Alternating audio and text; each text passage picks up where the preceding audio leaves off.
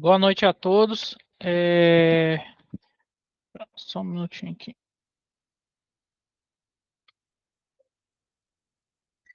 É, Boa noite a todos. Hoje vou estar iniciando a segunda aula de operações unitárias, né? E gostaria de perguntar para vocês se alguém tem alguma dúvida sobre a apostila. Bom, vou dando sequência. Se alguém tiver alguma dúvida, posteriormente vou estar tirando as dúvidas depois da aula. Combinado? Então, trouxe alguns assuntos aqui para falar, dando continuidade, né, na apostila, mas complementando ela, né? Então, vamos começar então por fragmentação e moagem, né? Quais seriam os conceitos básicos, né? O que seria, no caso, fragmentação? Simplesmente ele refere-se a um processo de quebra de partículas, né, sólidas em partes menores, beleza? Isso é realizado por meio de forças mecânicas, por exemplo, né? E seu principal objetivo é aumentar a área de superfície do material para melhorar os processos subsequentes, né? Que acontece quando você reduz a partícula, né? Você aumenta a área de contato e, consequentemente, essa partícula vai ficar mais reativa, né? E é por isso que a gente faz essa fragmentação. E a moagem, então, o que seria? É uma forma também de fragmentação na qual as partículas são reduzidas do tamanho por forças como impacto, né? Compressão ou atrito, por exemplo. É utilizado em várias indústrias, né? Não sei se vocês já tiveram oportunidade. É, Até quando você pega o milho, moe na fazenda, né? Você vê esse tipo de moagem, né? Bem comum, por sinal muito antigo. E também é utilizado muito na mineração, cimento, alimentos e indústria farmacêutica, né? É, por exemplo, é, é, na verdade, o que eu tenho para falar é que é a mesma coisa de fragmentação, né? A moagem. O intuito é você desfragmentar aquela matéria-prima que você está utilizando para você ter uma maior área de contato, certo? E com isso você aproveitar mais o nutriente. Então, visto o conceito, né, de fragmentação, de moagem, né, quais os tipos de moagem que existem, então, né?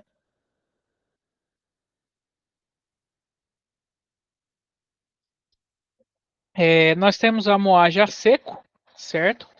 Ela é realizada sem a presença de água ou outro líquido. É ideal para materiais que reagem com umidade, onde a secagem seria onerosa, né, no caso. Aqueles de fazenda geralmente é a seco, né? Você joga o milho, você já vai moendo, rodando a rodaninha e já sai aquele farelo do milho, né? Temos também a moagem úmida, né? Onde ocorre a presença de um líquido, geralmente é água, né? E com isso reduz o desgaste dos moinhos e previne explosões, por exemplo, de sistema que lidam com materiais inflamáveis também, beleza? Sobre os equipamentos de moagem, quais que existem então, né? Existe, no caso, o moinho de martelo, que fragmentam materiais por impacto, gerando partículas de tamanho médio a grosso, beleza? São usados amplamente em operações industriais, onde a precisão de tamanho não é crítica, beleza? Quando você precisa de um material mais fino, você não vai utilizar esse tipo de moinho, né? Moinho de bolas consiste em um tambor giratório que contém esferas de metais, né? É, as esferas colidem com o material, fragmentando, certo? Esse tipo de moinho é utilizado quando se necessita de umas partículas mais finas, ele é mais preciso, podemos dizer, né? Mas também tem um grande desgaste dos atritos que você tem entre as bolas, né? Moinho de rolos, né? Usam rolos para comprimir o material até reduzi-lo a partículas menores. São adequados para materiais frágeis e menos abrasivos também. Beleza?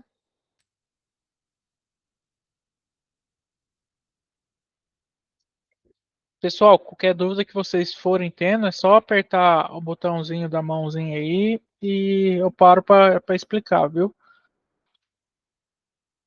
Então, quais os parâmetros que influenciam a moagem?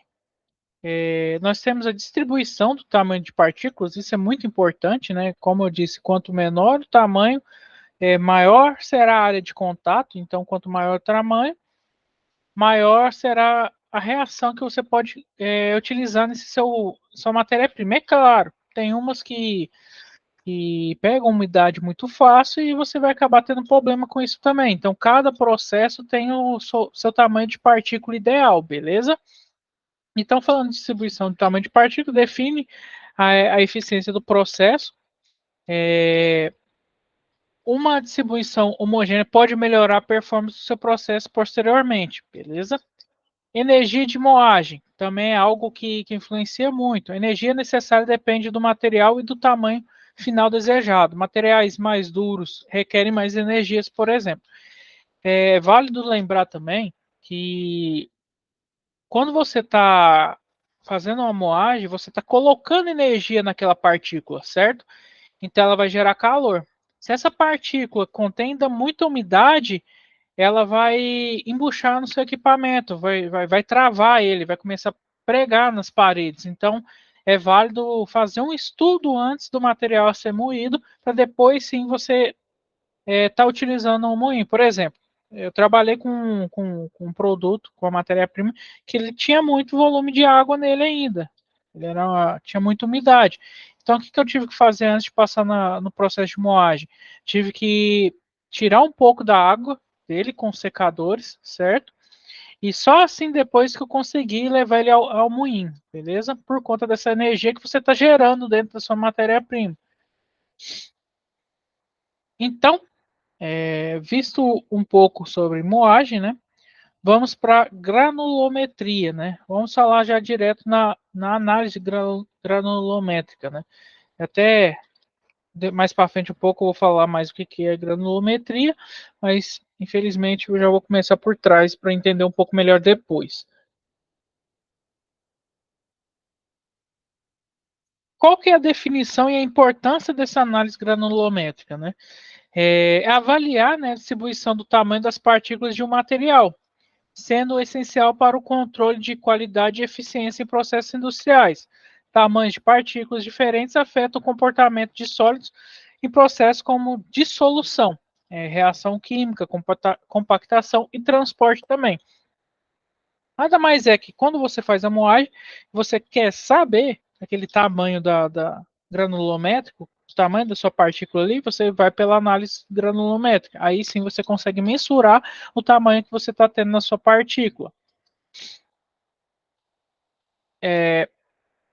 Quais são os métodos de análise granulométricos? De granulometria, né, que seria no caso. Nós temos peneiramento, né, que consiste em passar o material por peneiras de diferentes aberturas para separar as partículas conforme o tamanho, beleza?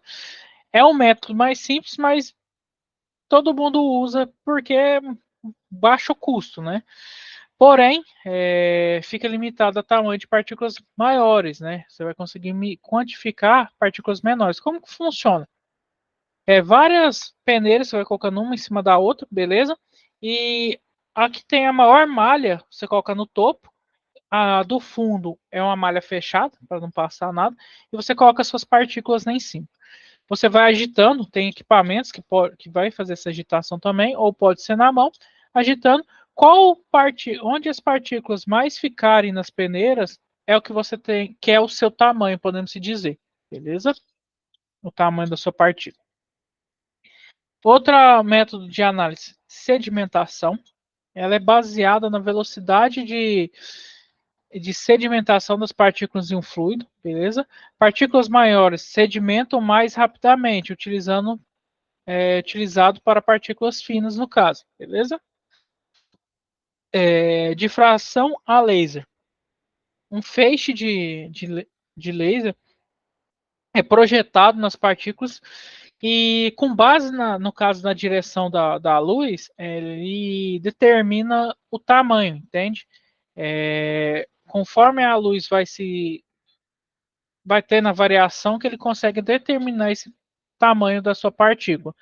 É um método bem preciso e rápido para ampla faixa de tamanho de partículas. Ela consegue quantificar todas, beleza? E interpretação da curva granulométrica, né? Essa curva ela representa graficamente a distribuição dos tamanhos das partículas. Na próxima aula eu quero ver se eu trago para vocês uma, para vocês terem noção. Por exemplo, no eixo horizontal estão os tamanhos das partículas e no vertical a porcentagem acumulada, beleza?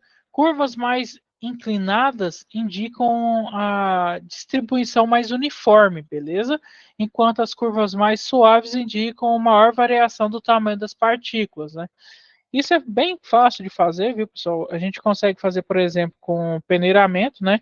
E vamos supor, cada etapa ali, cada peneira vai receber um pouquinho da massa, né, que você colocou ao total, e você consegue fazer essa curva, beleza?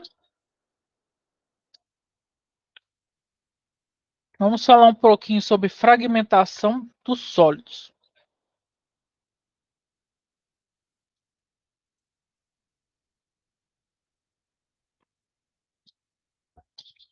Então, o que seria os mecanismos de fragmentação? Vamos começar com compressão.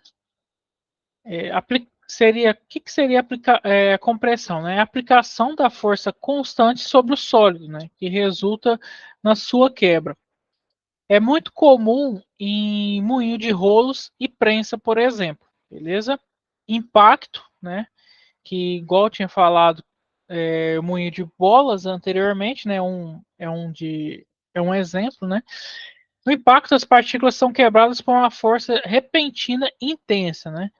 Como no caso moinho de martelos ou no caso de bolas, beleza? Nós temos também a abrasão, né? Em que o material é desgastado por fricção entre superfícies ásperas, beleza? E como ocorre, por exemplo, também em moinhos de barras, ok?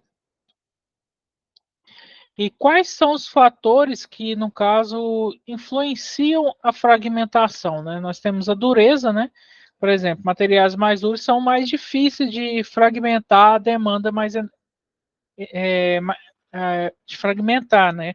No que demanda mais energia, certo? Tamanho inicial das partículas também influencia bastante, né? Como já havia dito anteriormente para vocês. Ou seja, quanto maior a partícula inicial, mais tempo e energia serão necessários para fragmentá-los até o tamanho que você deseja, ok? Às vezes, talvez você vai precisar fazer em 2 etapas, né? E, enfim, assim vai indo. Então, sobre a granulometria, qual que é a importância dela? Ela define, no caso, a distribuição do tamanho das partículas, impacta diretamente na qualidade de produtos, beleza? A uniformidade das partículas afeta a solubilidade, velocidade e reação e a estabilidade do produto final também, ok?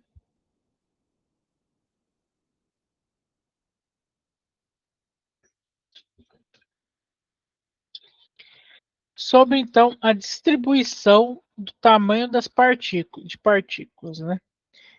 Que nós podemos considerar? Nós temos dois tipos, né? Monodisperso e polidisperso. Ah, Wellington, o que é monodisperso? No caso, é um sistema de partículas com tamanhos muito semelhantes, beleza? Utilizado em aplicações que exigem alta precisão, beleza? E o que é os polidispersos? É inversamente proporcional. Amostras com ampla variação no tamanho das partículas e frequentemente são usados, por exemplo, em processos industriais onde a precisão não é tão crítica, ok?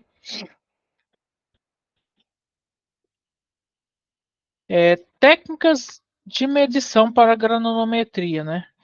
Nós temos também a microscopia óptica e eletrônica, né? É utilizada para observação direta do tamanho e forma das partículas.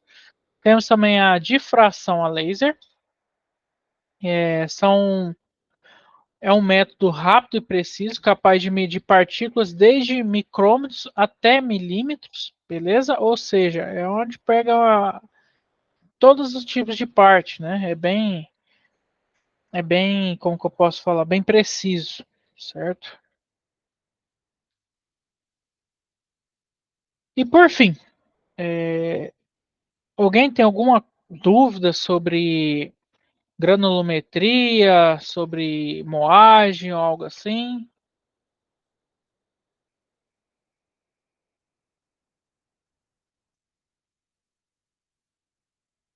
Beleza. É, por fim, pessoal, falando ainda um pouquinho sobre moagem, sobre granulometria, é igual eu falei, pessoal, é uma parte muito importante, né, nas operações unitárias. Você deve sempre verificar, fazer um estudo da sua matéria-prima antes de você estar moendo, antes, consequentemente, antes de você moer, você vai poder depois ter a noção da sua matéria-prima e assim, consequentemente, determinar qual que será a melhor análise a ser feita para granulometria, beleza? É claro, se você não exigir precisão, um peneiramento é o método mais simples e comum, né, de estar se fazendo. Agora, se você precisa de uma coisa com mais precisão, algo, vamos supor que você minucioso, né, que você vai utilizar em laboratório, se não algum tipo de remédio, é bom você utilizar difração a laser, beleza? Então vamos para a próxima parte. Vamos falar um pouquinho de agitação e mistura, né? Quais são os conceitos importantes aqui, né? É nada mais que a agitação e a mistura. E o que seria a agitação? Beleza? É um processo mecânico de movimentar fluidos ou sólidos para promover, no caso, a homogeneização de suas propriedades. São usados em indústria química, desculpem, alimentícias e farmacêuticas também. Mistura, no caso, é a combinação de materiais para obter uma composição uniforme. Pode envolver sólidos, líquidos ou gases. É engraçado, tipo assim, a gente fala para as pessoas, tá, tem uma aba aqui, a gente falando de agitação e mistura, mas por que isso é importante? É o seguinte, quando você vai criar um produto, desenvolver, vamos supor que é um fertilizante. Nem sempre é só você colocar, deixar misturando um minutinho e tá pronto. Não. Você tem que ver o tempo que sua reação vai ficar mais estável, beleza? E isso que influencia mais, que é caso de agitação e mistura, é o tempo, beleza? E é claro, quando você está em laboratório, o tempo vai ser de um jeito. Quando você passa para a indústria, você tem que fazer um scale up desse tempo para você dimensionar quanto que o mesmo tempo que você está utilizando no seu laboratório, você vai utilizar na sua indústria, ok? Quais que são os tipos de equipamentos para agitação e mistura? Nós temos tanques agitadores, misturadores de pás, que a gente chama também de as pás, por exemplo, de impelidores, misturadores de alta velocidade. No caso, são todos um tipo de misturador, beleza? Tanque agitadores são equipamentos com pás ou hélice que promovem a mistura de um líquido ou suspensão. Misturadora de pás, no caso, para a mistura de sólidos secos, como pós em indústrias alimentícias e farmacêuticas e de fertilizantes. Mistura de alta velocidade são usados para materiais viscosos ou, com, ou quando há necessidade de dispersar um sólido em um líquido.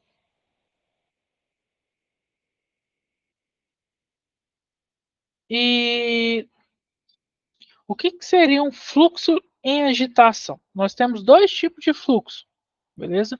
Nós temos os fluxos laminar e o fluxo turbulento, beleza? Por exemplo, o fluxo laminar, o fluido ele se move em camadas paralelas e são ideais para líquidos de baixa viscosidade, beleza? Já o fluxo turbulento é um movimento caótico do fluido, beleza? Que ele facilita a mistura, especialmente em sistemas viscosos, ok?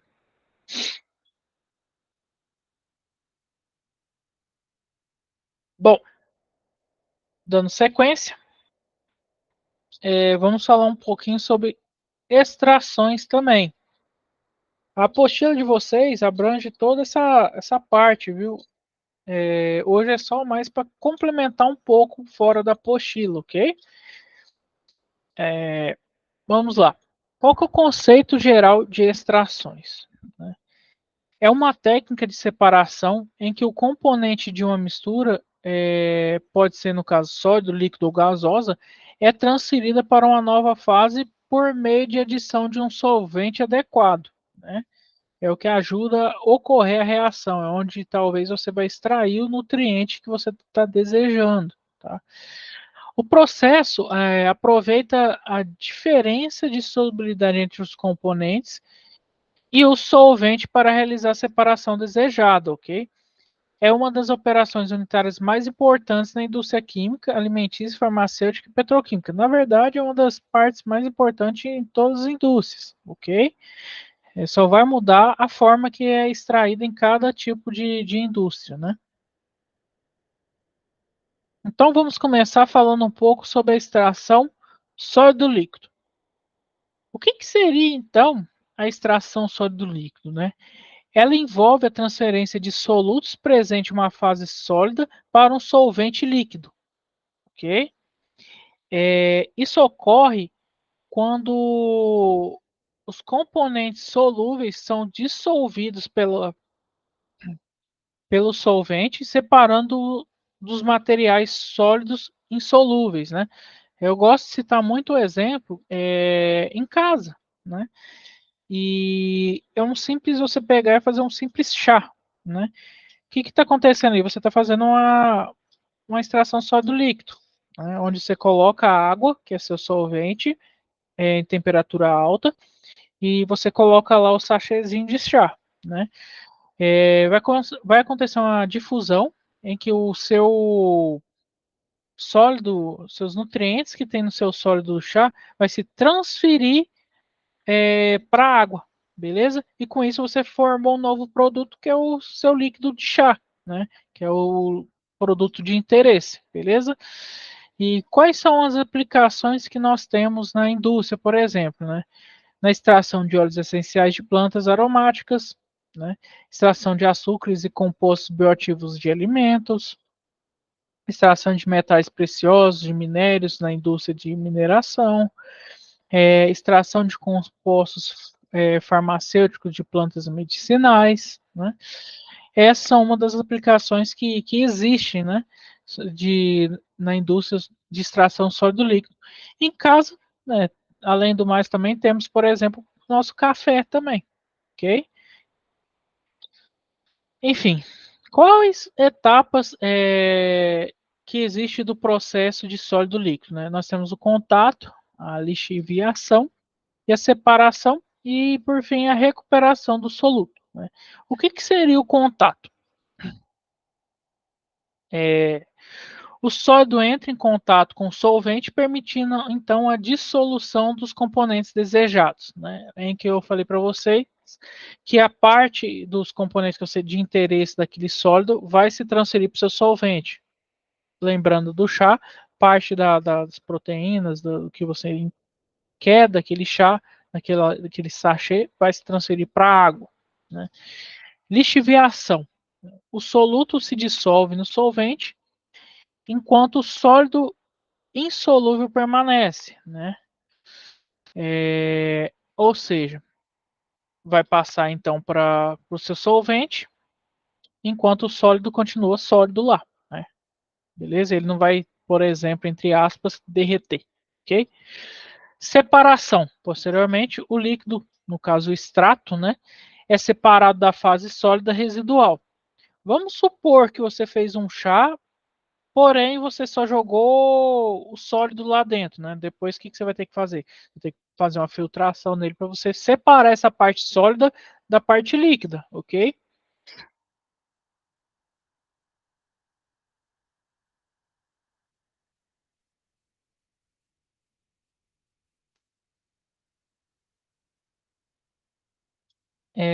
Então, e por fim, a recuperação do soluto. O que seria isso?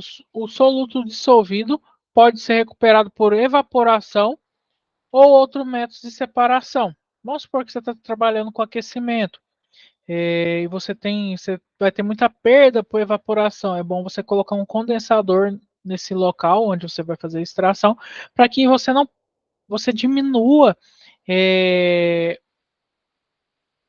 você aumente o rendimento da sua extração, podemos dizer, ok? E quais fatores, né, que influenciam a extração sólido líquido, né? Nós temos os tamanhos das partículas, assim como falei anteriormente para vocês, a temperatura, né, e a natureza do solvente, ok? E, enfim, o que seria então o tamanho das partículas? Eu já até havia falado com vocês anteriormente, né? Caso são partículas menores, aumenta a área superficial, facilitando a dissolução, né? Que quanto menor a partícula, maior é a sua área de contato, né? Temperatura eleva a solubilidade dos compostos e acelera o processo, mas pode causar degradação também. Então, depende muito do processo. Natureza do solvente também é outro ponto que influencia muito, né? O solvente precisa ter uma alta afinidade pelo soluto, mas baixa afinidade pelos resíduos sólidos, ok? Dando sequência, vamos à extração líquido-líquido.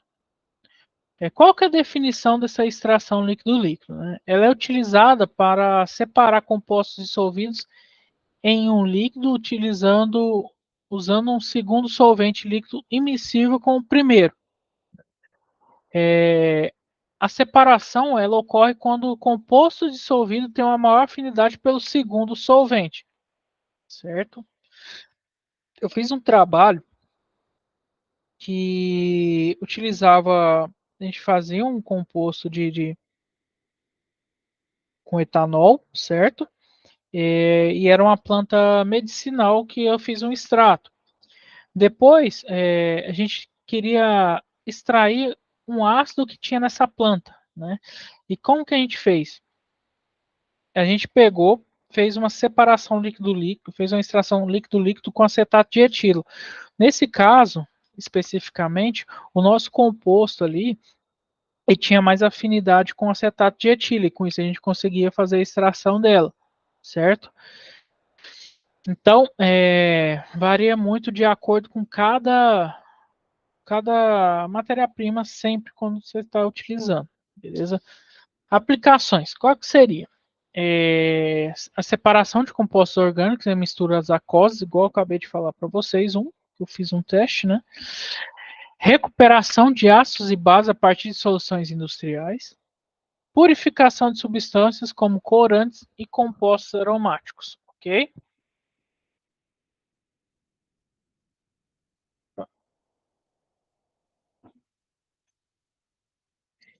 Vamos lá. Quais etapas do processo para a extração líquido-líquido, né? Nós temos a parte de mistura, parte de separação de fases e a recuperação do soluto também. Como que funciona a parte de mistura, né? As duas fases líquidas elas são misturadas, permitindo a participação do soluto entre os dois solventes. Em laboratório, é feito em balões volumétricos, né? Desculpa, balão de separação, né? Onde quando você consegue agitar, automaticamente, por diferença de densidades, os seus líquidos vão se separar entre eles. É assim como uma simples experiência você faz em casa com água e óleo, né? Sempre vai ter uma diferença.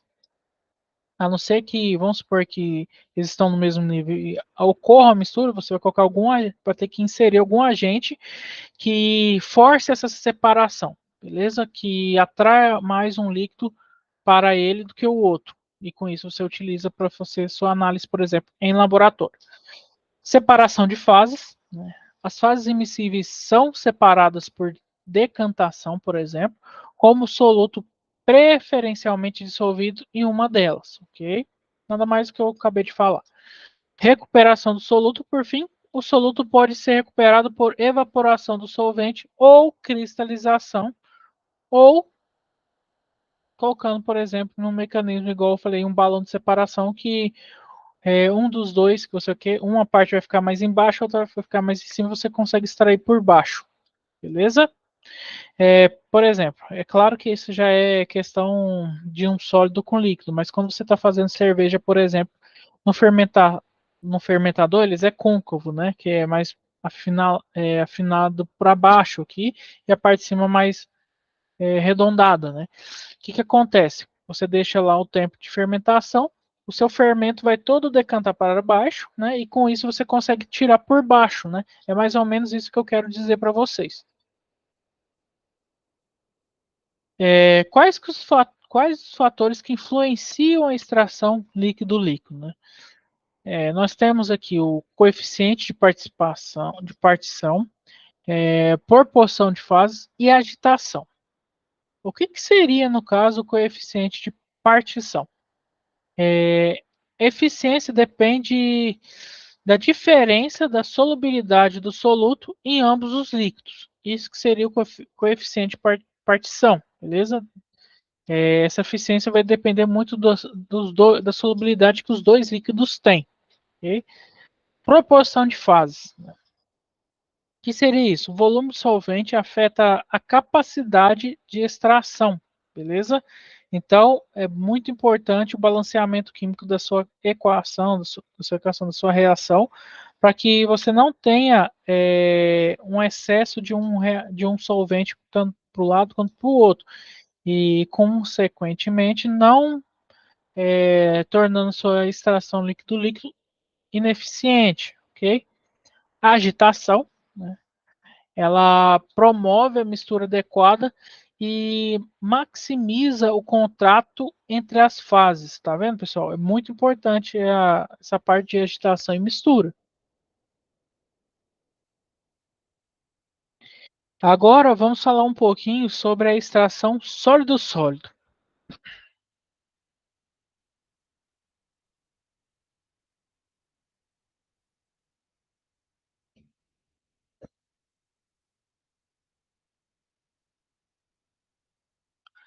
O que seria, no caso, essa extração sólido-sólido, né?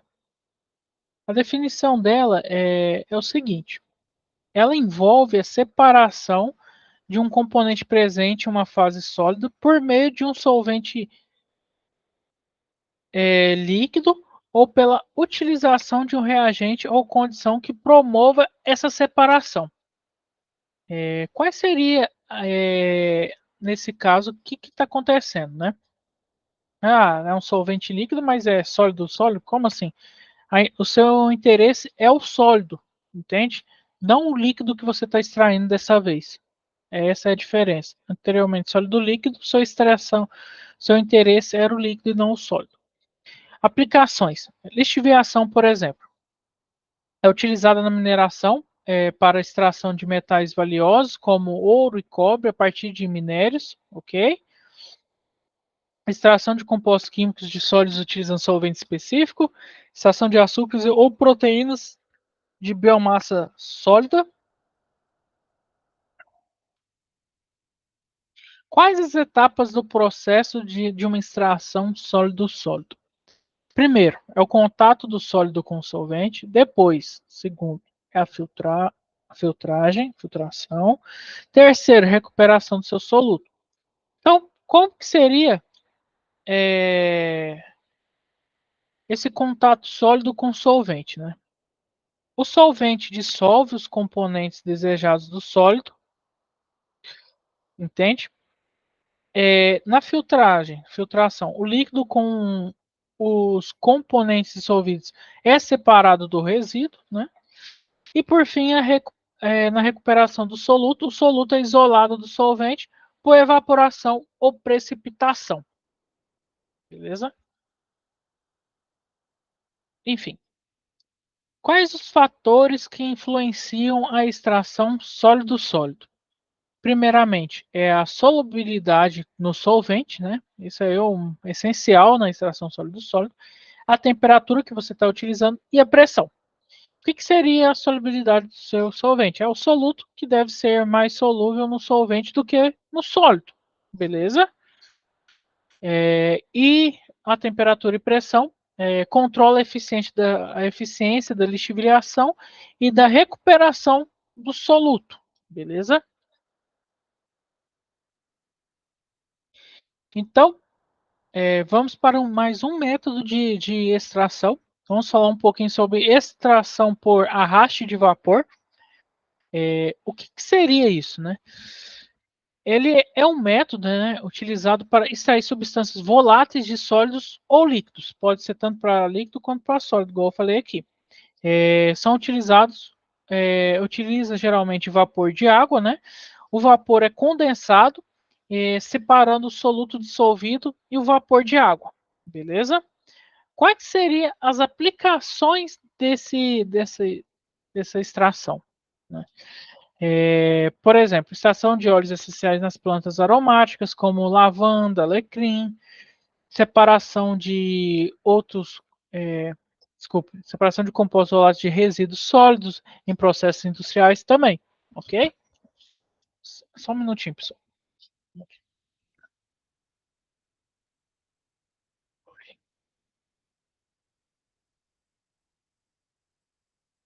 Desculpe.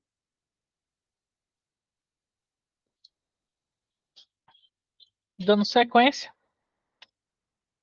quais as etapas do processo de uma extração por arraste de vapor? Nós temos aquecimento, arraste do soluto, condensação, esses três tipos que nós temos que etapas para você realizar uma extração de arraste de vapor. No aquecimento, o vapor passa pelo seu material sólido ou líquido, no caso, que contém o soluto volátil, né? Essa parte que seria o aquecimento, o seu vapor vai passar em contato com o seu material de interesse, ali, sua matéria-prima, né? Depois você ocorre um arraste do soluto, né? O vapor carreia os compostos voláteis para fora desse material, ou seja, é como se como se tivesse passando aqui o vapor e aqui em cima já tivesse saindo o seu composto que você tem interesse. E por fim você vai fazer uma condensação desse material, que o vapor tem que ser resfriado, que resulta então num, num, num, num soluto líquido, né? Num produto que já é o de interesse seu. Geralmente, por isso que é muito utilizado em óleos essenciais, certo?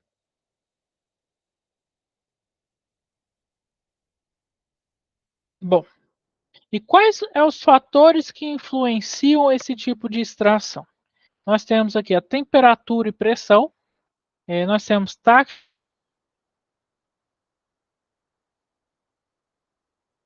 nesse caso, né? Por exemplo, a elevação da temperatura, ela acelera o processo de arraste, né? Enquanto a pressão pode facilitar a separação, beleza? Questão de taxa de fluxo de vapor. No caso, seria aumentar o fluxo de vapor, podendo melhorar a eficiência no caso da sua extração, beleza? Quanto mais vapor, teoricamente, mais eficiente será a sua extração, beleza? É claro, tem uma certa temperatura também que talvez você comece a degradar algum tipo de substância que você queria, né? Então, isso tem que ser bem estudado antes. Vamos para a extração supercrítica agora, beleza? Qual que é a definição desse tipo de extração? É, é uma técnica que utiliza um fluido em estado supercrítico, geralmente, por exemplo, é o dióxido de carbono, né, como solvente. Em estado supercrítico, o fluido tem propriedades intermediárias entre gás e líquido, né? Que no caso proporciona uma alta difusão e solubilidade seletiva, né, ok? Quais são as aplicações desse tipo de extração? É, a descafeinização do café sem o uso de solventes orgânicos, por exemplo, a extração de compostos bioativos para produtos farmacêuticos e cosméticos, né? E a separação de ácidos gráficos e antioxidantes em alimentos também, beleza? Quais as etapas do processo para uma extração supercrítica? Nós temos, por exemplo, contato com o fluido supercrítico, né? Extração do soluto e a descompressão e separação. O que ocorre, então, no contato com o fluido supercrítico? O fluido é passado pela matriz sólida, né, ou líquida, que contém o soluto, simplesmente isso, beleza? Na segunda parte, quando ele passa em contato com o fluido, né, ocorre a extração do soluto, beleza? O fluido supercrítico, no caso, dissolve seletivamente os compostos, ok? E por fim, na sua parte final, né, na sua última etapa, né, ocorre a descompressão e separação, que no caso o fluido é descomprimido e causando a precipitação do soluto, beleza? Quais os fatores que influenciam esse tipo de extração? Nós temos aqui a temperatura e pressão, natureza do soluto e o uso de co-solventes. O que seria, no caso, então, a temperatura e pressão para esse caso? É condições supercríticas do seu CO2 que são necessárias para a máxima eficiência, beleza? A natureza do seu soluto, né, composto apolares, tem maior afinidade com CO2 supercrítico, ok? E por fim, o uso de co-solventes. Né? O que seria? Os co-solventes podem aumentar a solubilidade de compostos mais polares, beleza? E, consequentemente, pode ser também que atrapalhe esse tipo de extração para você. Okay?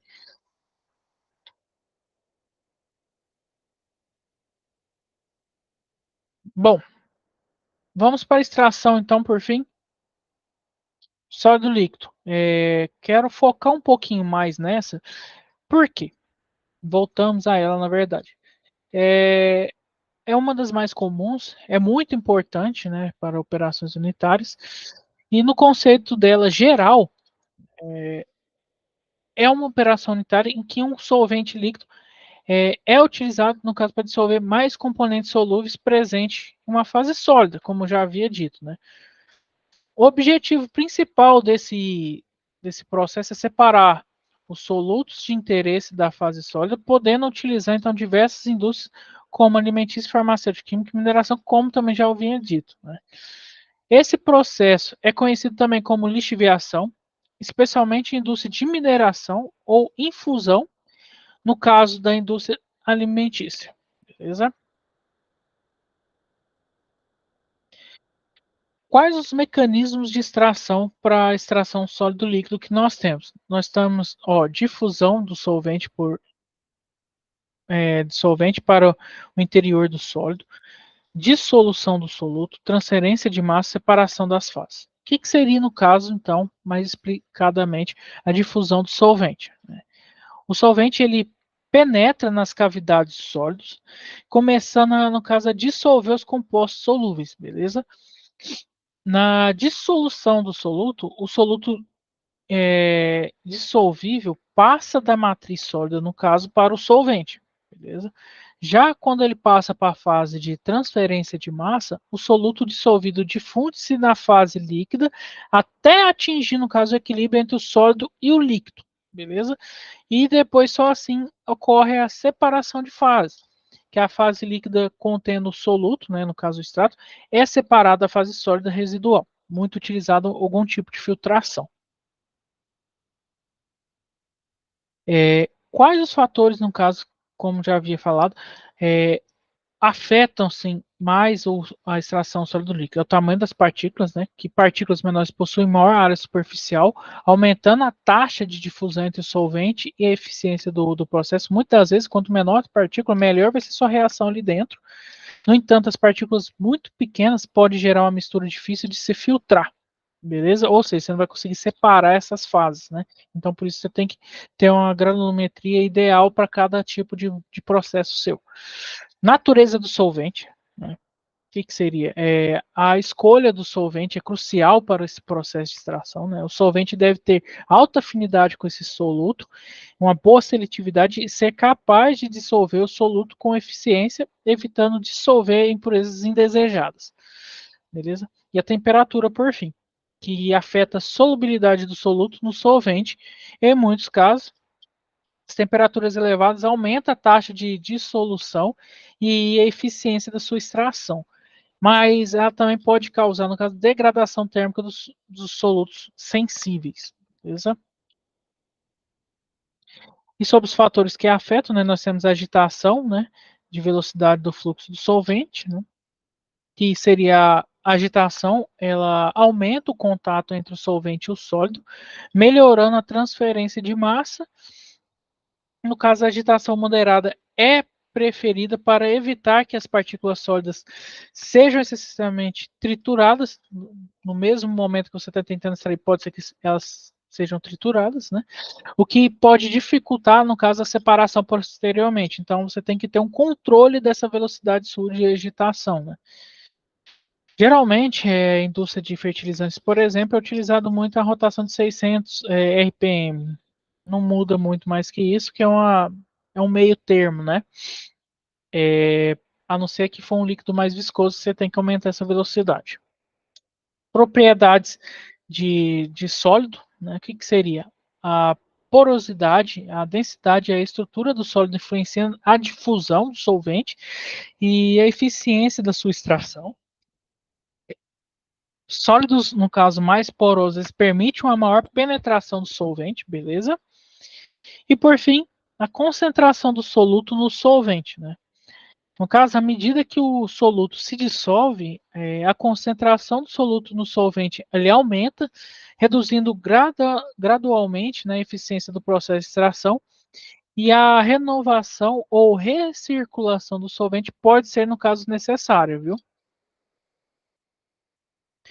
Quais que são os desafios e as limitações da extração sólido líquido, né?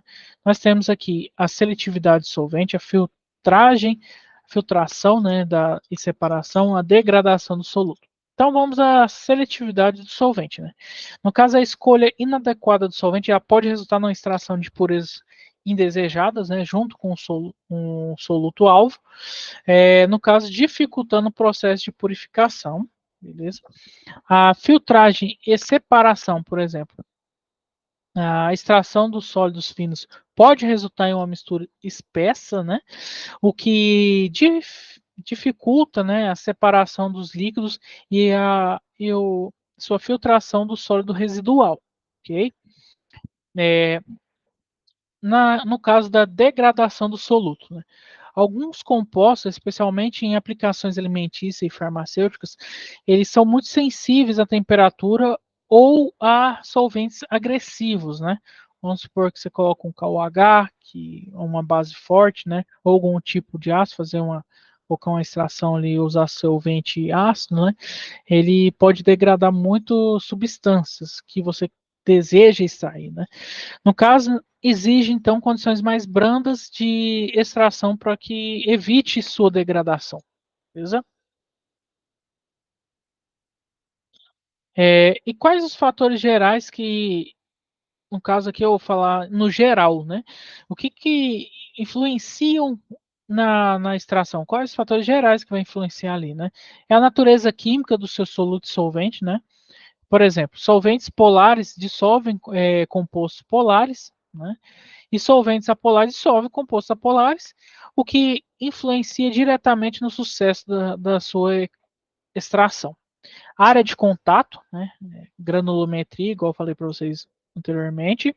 Quanto maior a área de contato entre as fases, maior será a eficiência da sua extração, beleza? É claro que se for muito fina a sua partícula também, é perigoso você não conseguir fazer a filtração, né? Então tem que tomar cuidado nessa parte aí também. Taxa de difusão, né? A difusão do soluto dentro do solvente depende da viscosidade e da temperatura do sistema, beleza? Agitação. A agitação mecânica ela pode aumentar a eficiência ao promover melhor contato entre as fases, ok? E quais são as aplicações industriais das extrações, né? Nós temos aqui na indústria alimentícia, por exemplo, na extração de compostos voláteis, pigmentos naturais e antioxidantes, antioxidantes de frutas e vegetais, beleza? Indústria farmacêutica, por exemplo, a extração de princípios ativos de plantas medicinais para a formulação de medicamentos. Indústrias de cosméticos, por exemplo, que é a extração de óleos essenciais e compostos naturais para formulação de perfumes e cosméticos. Indústrias química e petroquímica, que é, no caso é a separação de componentes em processo de refino de petróleo e purificação de produtos químicos. Bom, finalizamos a parte de extrações, né? Espero que tenha ficado bem claro essa parte. Qualquer dúvida, vocês podem estar me perguntando aqui posteriormente à aula, ou qualquer momento que vocês quiserem me interromper. E vamos agora falar um pouco da destilação, né? É um dos processos também muito importante para operações unitárias, viu?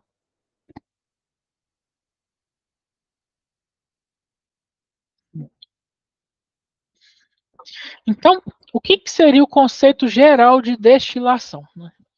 Destilação é uma operação unitária de separação de misturas homogêneas de líquidos baseado na diferença de volatilidade dos componentes, né? O princípio fundamental é que os componentes da mistura possuem pontos de ebulição diferentes e podem ser separados por aquecimento, fazendo com que um componente evapore antes dos demais e seja condensado em um sistema de recuperação. Beleza? Então, quais os princípios termodinâmicos da destilação? Nós temos, então, um dos princípios, volatilidade relativa, lei de Raoult, lei de Dalton e equilíbrio de líquido-vapor. Então, vamos à volatilidade relativa. No caso, a eficiência da separação depende das diferenças nas pressões de vapor dos componentes, né? Quanto maior a diferença, mais fácil será, no caso, a separação. Lei de Raoult. É, a pressão parcial de cada componente em uma mistura é proporcional à fração molar do componente no líquido e à sua pressão de vapor no estado mais puro, beleza? Lei de Dalton. A pressão total do sistema é a soma das pressões parciais de todos os componentes presentes na fase gasosa. E, enfim, equilíbrio líquido-vapor. No ponto de ebulição, existe um equilíbrio entre a fase líquida e a fase de vapor. No caso, o diagrama de fase líquido-vapor mostra a relação entre a composição do líquido e a do vapor em diferentes temperaturas e pressões. Então, vamos aos tipos de destilação. Nós temos a destilação simples, né? Que é usada para separar componentes com uma grande diferença no ponto de ebulição, normalmente superior a 80 graus Celsius, mais ou menos. O líquido é aquecido até que o componente mais volátil evapore e seja condensado, enquanto os outros permaneçam no frasco de destilação. Aplicações, por exemplo, a purificação de solventes como água destilada, separação de etanol da água em mistura simples, beleza? Destilação fracionada, o que, que seria? Né? Ela é usada para separar misturas de componentes com pontos de ebulição próximos, beleza?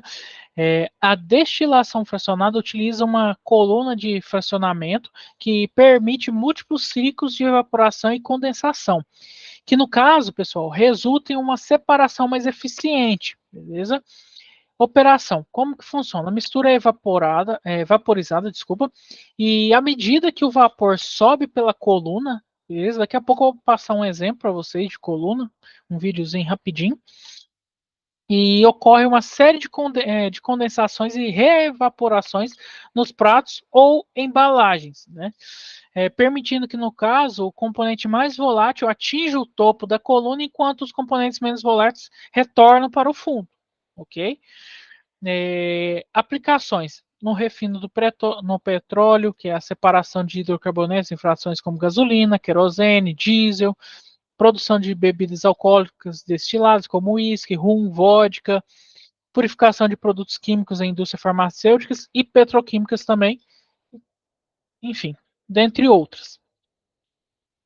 Temos também destilação a vácuo, né, que é utilizada para separar componentes que decompõem ou possuem pontos de ebulição muito elevados e a pressões normais, né? Ao reduzir a pressão, o ponto de ebulição dos líquidos também diminui, né? E permitindo então a destilação a temperaturas mais baixas, né? Você reduz o ponto de ebulição e com isso você consegue fazer uma destilação em temperatura baixa. Aplicações: separação de produtos químicos sensíveis a calor, né? Destilação de óleos essenciais e compostos farmacêuticos delicados, refino de petróleo em frações pesadas, como resíduos no caso, e vamos à destilação molecular. O que seria essa destilação? É um processo realizado sobre alto vácuo, né, e baixas temperaturas. Você reduz o ponto de ebulição que você joga a temperatura lá para baixo, né? Onde por você, né, no caso, jogar a temperatura mais para baixo, onde as moléculas de vapor se movem em linha reta sem se colidir, né? Esse processo é ideal para separar componentes de baixa volatilidade ou com pesos moleculares muito diferentes. Aplicações: quais que seriam? Produção de ácidos gráficos, purificados e esteroides também, certo? Separação de compostos voláteis em produtos farmacêuticos, muito voltado mais para a indústria farmacêutica. Destilação azeotrópica. O que seria? É usada para quebrar azeotropos, né, que são misturas de líquidos que apresentam um ponto de ebulição constante e não podem ser separados por destilação simples. Adiciona-se um terceiro componente, que é o agente de arraste, que altera o equilíbrio líquido-vapor. No caso, qual que é o grande exemplo disso? É a produção de etanol absoluto, né, que é o etanol com maior pureza, né, de álcool, que elimina a água de misturas de etanol e água. Destilação extrativa, né, que é similar à destilação azeotrópica, mas o agente de arraste não se evapora junto com os componentes. Um solvente com alta afinidade por um dos componentes é adicionado para facilitar essa separação. Uma das aplicações é a separação de misturas difíceis, como tolueno e metanol. Enfim, quais são os fatores que afetam a destilação no geral, né? Nós temos aqui a diferença de volatilidade dos componentes, números de pratos teóricos, né? E a pressão de operação. Então, sobre a diferença de volatilidade dos componentes, quanto maior a diferença nos pontos de ebulição, mais eficiente será essa separação. Para mistura com volatilidades muito próximas, são necessários múltiplos estágios ou colunas de fracionamento, beleza?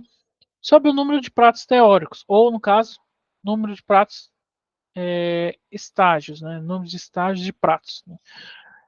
É muito importante isso aqui, o número de pratos, viu, pessoal? O número de pratos teóricos reflete ao número de ciclos de vaporização e condensação que ocorrem dentro de uma coluna. No caso, a eficiência da coluna, ela aumenta com o número de pratos, ok? Pressão de operação, em uma destilação a vácuo, por exemplo. A pressão reduzida permite que a separação ocorra em temperaturas mais baixas, evitando, então, a decomposição térmica de compostos sensíveis. Outros fatores que afetam a destilação é o refluxo e a carga térmica também. O que seria o refluxo? Né? É uma parte do líquido condensa que é devolvida à coluna de destilação. Um refluxo maior aumenta a eficiência da separação, pois permite vários ciclos, né, de vaporização e condensação. Carga térmica, né? A quantidade de vapor fornecida do sistema deve ser suficiente para vaporizar os componentes, mas não tão alta a ponto de causar degradação térmica dos componentes, dos compostos ou superaquecimento. Quais os equipamentos que são utilizados para destilação? Nós temos coluna de fracionamento, condensador, reboiler, que podemos considerar uma caldeira, bandejas e pratos. Né? O que seria a coluna de fracionamento? É composta por vários pratos ou recheios, materiais que aumentam a área de contato entre o vapor e o líquido, né? permitindo múltiplas recondensações e evaporações, o que torna a superação mais eficiente. Condensador resfria o vapor gerado, condensando de volta à fase líquida. Ele pode tubular ou serpentiforme ou serpentiforme. Tubular ou serpentiforme, que ele pode ser. Depende do design do sistema que foi criado esse condensador. Reboiler é um equipamento que aquece o líquido no fundo da coluna, permitindo assim a vaporização contínua desses componentes menos voláteis, beleza?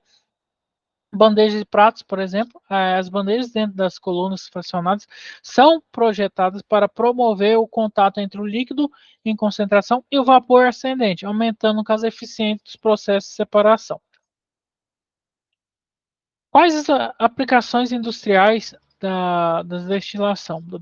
Já havia citado alguns exemplos para vocês, mas só para fixar mesmo, né? Nós temos a indústria petroquímica, que é no refinamento de petróleo bruto, onde a destilação fracionada separa os hidrocarbonetos de fração como gasolina, diesel, querosene, indústria alimentícia, né?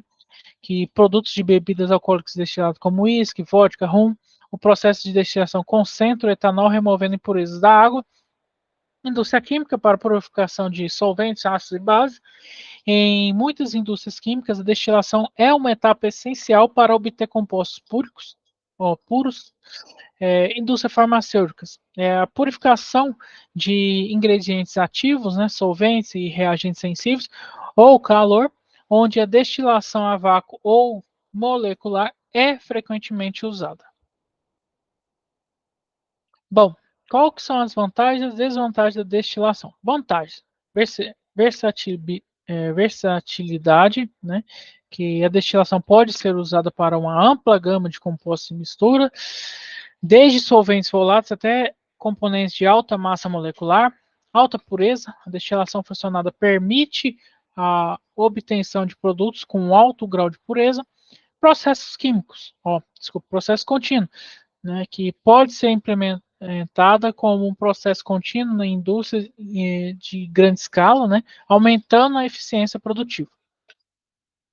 Desvantagens é o alto custo de energia, né, o aquecimento constante necessário para a vaporização dos líquidos consome grande quantidade de energia.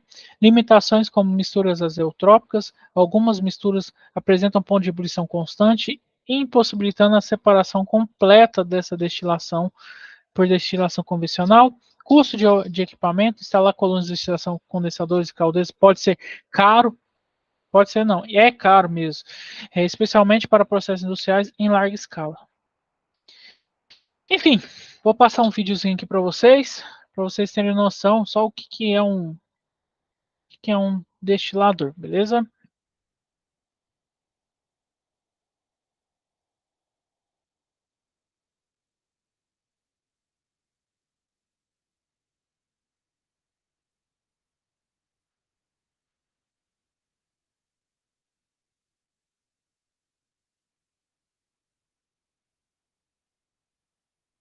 Originais sobre química do petróleo. A série é dividida em 4 partes. A primeira parte fala sobre a exploração do petróleo onshore e offshore. A segunda parte traz informações sobre a separação do gás natural e uma rápida revisão na nomenclatura em química orgânica. A terceira fala sobre o processo de tratamento e separação do óleo. E a quarta parte, uma incrível animação sobre a destilação fracionada. Bom estudo a todos, curtam os vídeos e não se esqueça de se inscrever no canal. A destilação atmosférica é o primeiro processo de refino em uma refinaria. Essa destilação ocorre na torre de destilação fracionada, também chamada de torre de pratos, pois é composta em seu interior de pratos com borbulhadores, dispostos na horizontal. Antes de entrar na torre de destilação fracionada, o petróleo é aquecido em uma fornalha, por onde passa por dentro de uma serpentina, alcançando a temperatura em torno de 400 graus. Então, é introduzida na torre num ponto conhecido como zona de vaporização, ou zona flash. A separação do petróleo em diferentes produtos é possível pela característica dos hidrocarbonetos de possuírem frações com diferentes pontos de ebulição. As frações entram na torre de destilação fracionada na forma gasosa. À medida que esse vapor sobe na torre, entra em contato com os pratos, que vão diminuindo de temperatura. Ao entrar em contato com os borbulhadores, o vapor condensa e muda de estado, passando do gasoso para o líquido, sendo assim separado das outras frações que seguem no estado gasoso. No alto da torre são separadas as frações mais leves, que é a parte gasosa com menor número de carbonos, o metano com 1 carbono, o etano com 2, o propano com 3 e o butano com 4. E na base da torre, a parte mais pesada, com mais de 38 átomos de carbono. Vejamos em detalhes como isso acontece. Ao passar pela fornalha com temperatura acima de 400 graus, todas as frações entram em ebulição. Isso é, passam do estado líquido para o estado gasoso. Apenas a parte mais pesada, que possui temperatura de ebulição acima de 510 graus, continua no estado líquido. Essa fração mais pesada são as cadeias de hidrocarbonetos com mais de 38 átomos de carbono. Essa fração forma um resíduo pesado, usado como asfalto, enche e impermeabilizantes, e é removida na base da torre. As demais frações seguem subindo na torre no estado gasoso. Então esse vapor entra em contato com a primeira seção de pratos na torre. Nessa primeira seção de pratos, a temperatura cai aos 400 graus. Com o resfriamento, a primeira fração a ser separada é formada por hidrocarbonetos com cadeias de carbono entre 26 e 38 átomos.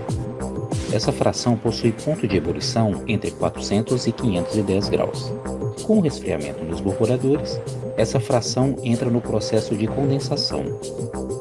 Como em tampas de chaleiras, o vapor condensa no borbulhador e muda de estado, passando do gasoso para o líquido. Dessa forma, é separado a fração de 26 a 38 átomos de carbono, dando origem a um óleo lubrificante pesado. As demais frações seguem subindo na torre no estado gasoso até entrar em contato com os pratos com a temperatura abaixo do seu ponto de ebulição, onde passarão pelo mesmo processo de separação. É por isso que essa torre se chama torre de destilação fracionada. Seguindo na torre ocorre o mesmo processo de separação. Na segunda seção é separada a fração de hidrocarbonetos com cadeias de carbono entre 18 e 25 átomos. Essa fração possui temperatura de ebulição entre 305 e 400 graus. Com o resfriamento, o vapor condensa e passa para o estado líquido, dando origem a um gasóleo pesado combustível e lubrificantes leves. Na próxima seção, a temperatura dos pratos cai para 235 graus.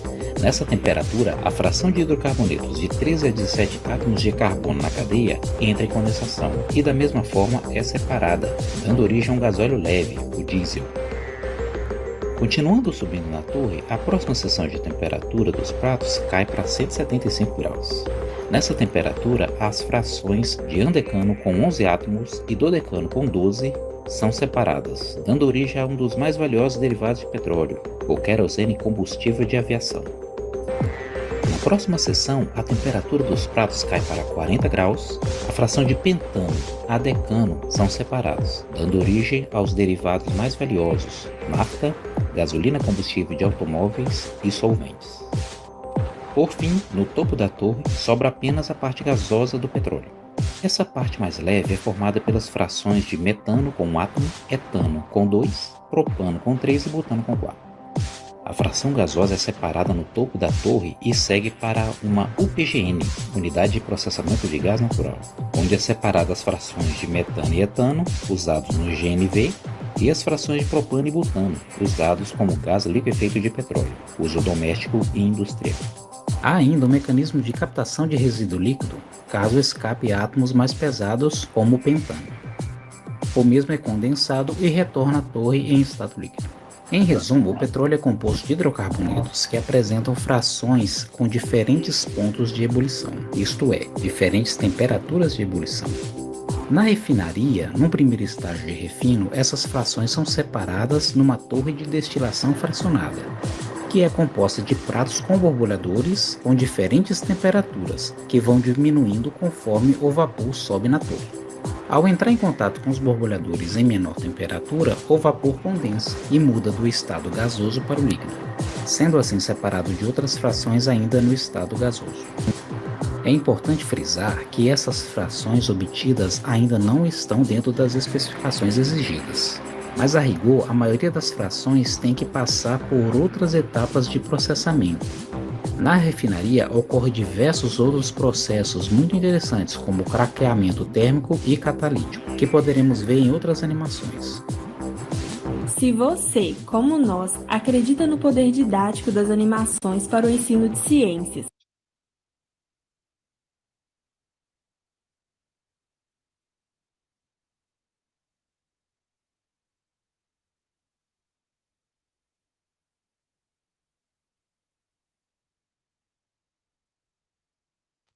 Bom, pessoal, espero que vocês tenham, pelo menos, tenha tido uma ideia de como que funciona um ator de destilação, certo? E vamos à sequência aqui. Bom, quais são nossas considerações finais de hoje, né?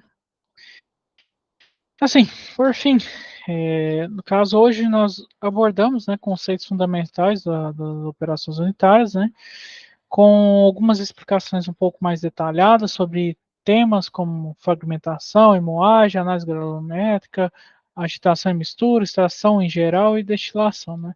Cada tópico, no caso, aborda os princípios teóricos, exemplos práticos, fatores críticos que influenciam a eficiência dos processos e os equipamentos utilizados também, né. E o conteúdo, no caso de hoje, né, oferece uma base sólida, né, para a aplicação prática dos conceitos industriais e facilita o entendimento dos processos. É mais para complementar mesmo o que foi visto na apostila, beleza? E agradeço a atenção de todos e fico à disposição para quaisquer dúvidas, beleza? Por hoje é só.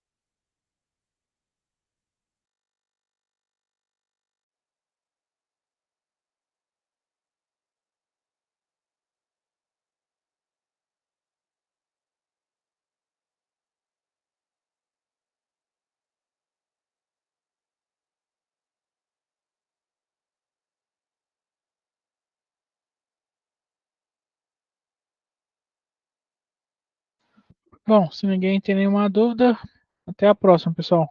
Boa noite.